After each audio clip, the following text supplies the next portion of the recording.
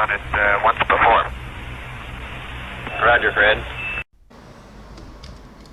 Salut à tous, c'est toujours le Daron Gamer et on se retrouve pour la suite des aventures de Jebedia Kerman qu'on avait quitté sur la surface de la Mune. Il y est toujours, hein, il n'a pas bougé, il est sage comme une image et il voudrait retourner à la maison pour ramener toute la science qu'il a emmagasinée. Est-ce qu'on peut en faire encore là? Non, on peut plus. Ok. Donc on va rentrer. Vous allez voir que c'est assez simple. Quand on est sur la Mune, en fait, voilà, si on met la vue générale, là on est en fait de ce côté de la Mune, on est entre la Mune et Kerbin.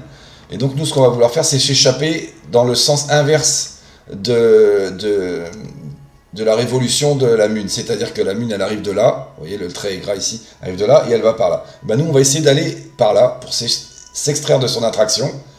Et au bout d'un moment, quand on se sera extrait de son attraction, ça va nous redessiner une nouvelle orbite qui sera autour de Kerbin, bien sûr, parce que l'attraction de Kerbin va facilement jusqu'à Minmus, donc même bien au-delà de Minmus. Donc on retombera dans l'attraction de Kerbin et on aura une nouvelle orbite qu'on travaillera de manière à retourner à la maison.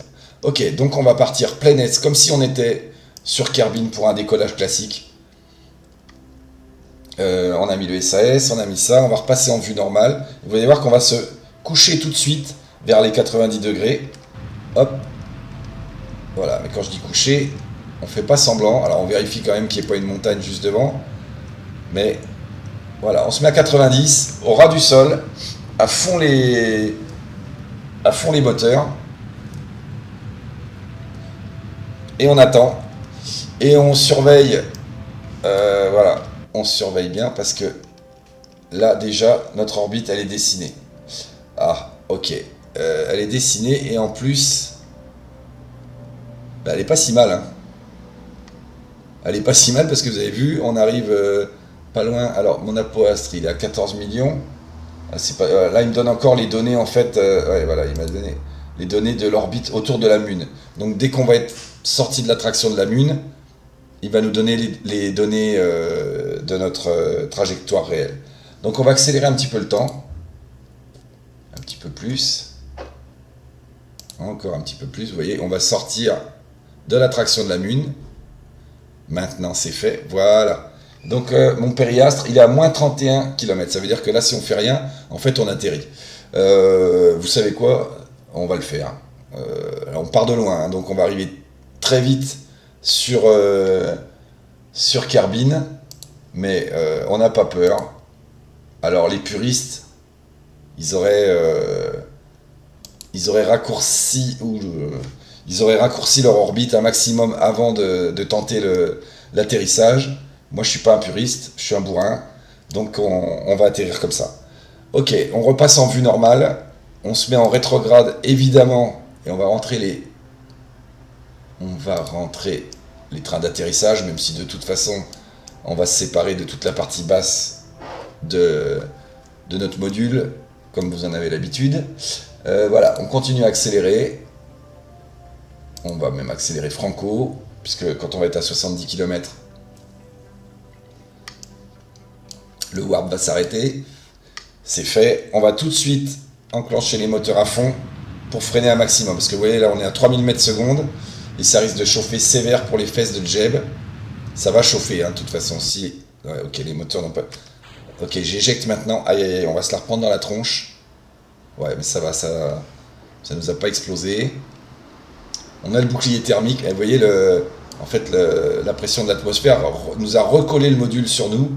Mais pour l'instant, ça tient le coup. Alors tout ça, à mon avis, ça va exploser. Bon, c'est même pas sûr. Si j'avais su, j'aurais même pas... Comment dirais-je? J'aurais même pas découplé pour essayer de ramener cette partie-là et perdre un petit peu moins de sous. Mais ah bah, voilà, elle s'en va. Ok, au revoir.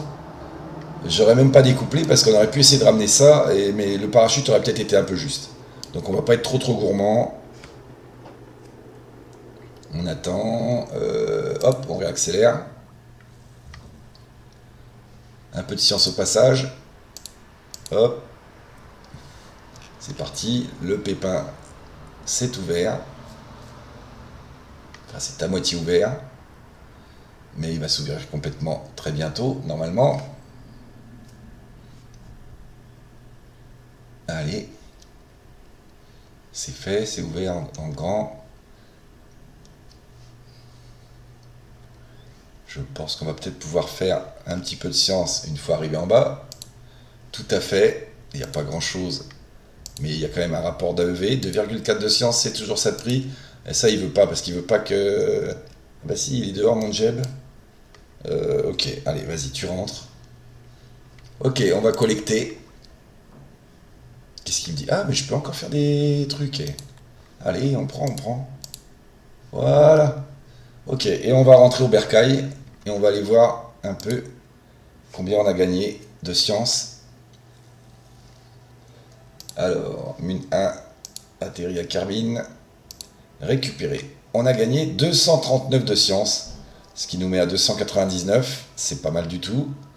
Ok, ensuite on a récupéré un peu de sous avec ce qu'on a ramené. Et Jeb a gagné 2 XP. C'est pas suffisant pour avoir la deuxième étoile, mais on s'approche quand même des moments où il sera encore plus efficace, même s'il l'est déjà pas mal. Ok, on quitte ce truc. On va aller voir tout de suite les...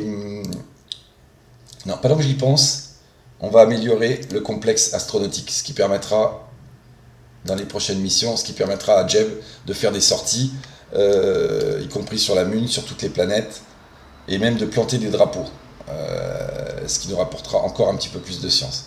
Ok, on va aller voir maintenant dans le contrôle des missions.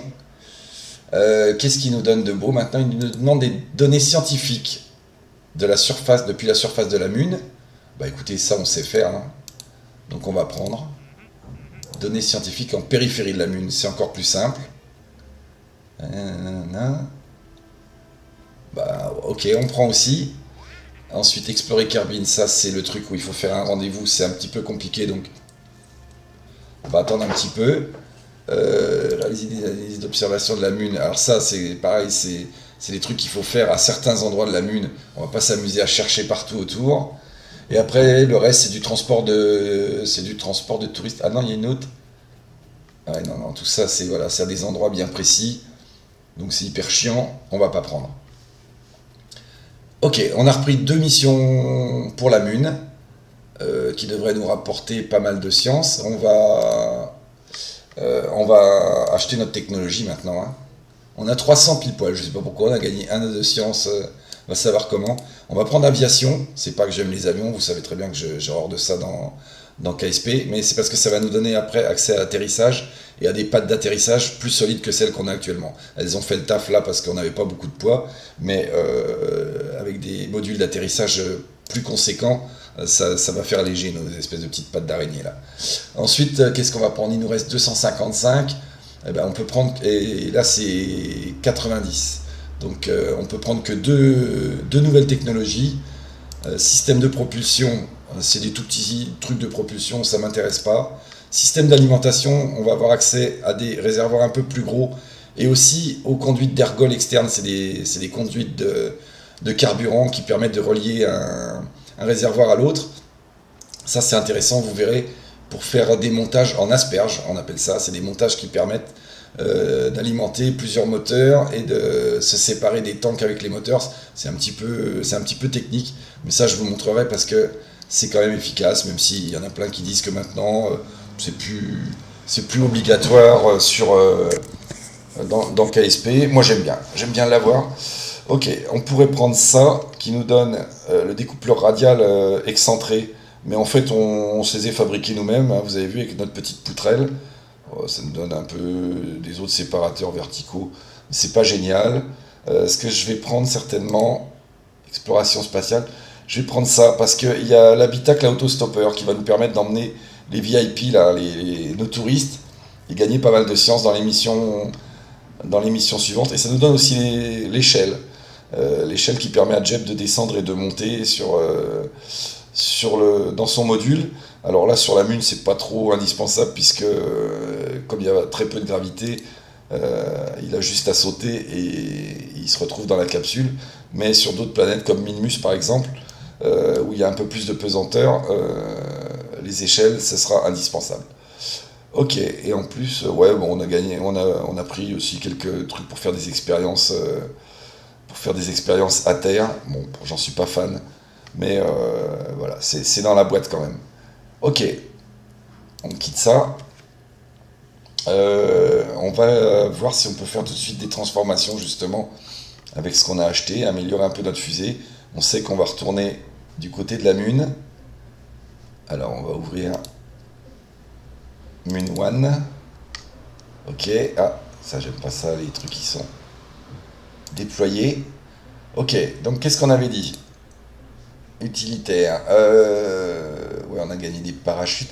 On a gagné l'habitacle à autostopper. Le problème c'est que il est mouse le truc. Et du coup, si je le mets, ça va être... On va être ridicule. Alors, est-ce que j'ai encore mon bouclier thermique là? Non, le bouclier thermique est resté là-dessus. Ah, vous voyez, si je mets l'habitacle à autostopper,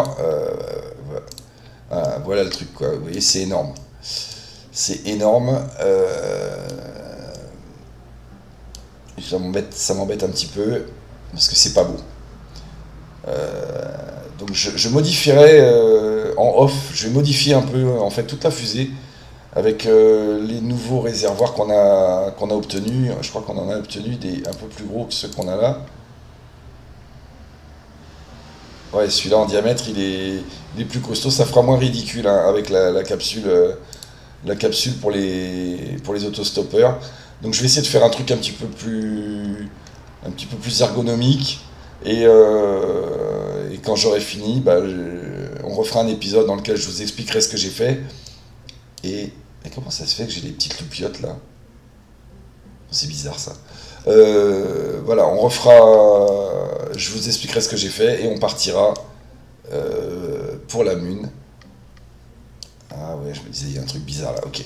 Voilà, bon, le temps tourne, donc je vais vous laisser pour aujourd'hui. Je vous souhaite une bonne fin de journée et à la prochaine pour une nouvelle mission sur la Mune. Ciao, ciao!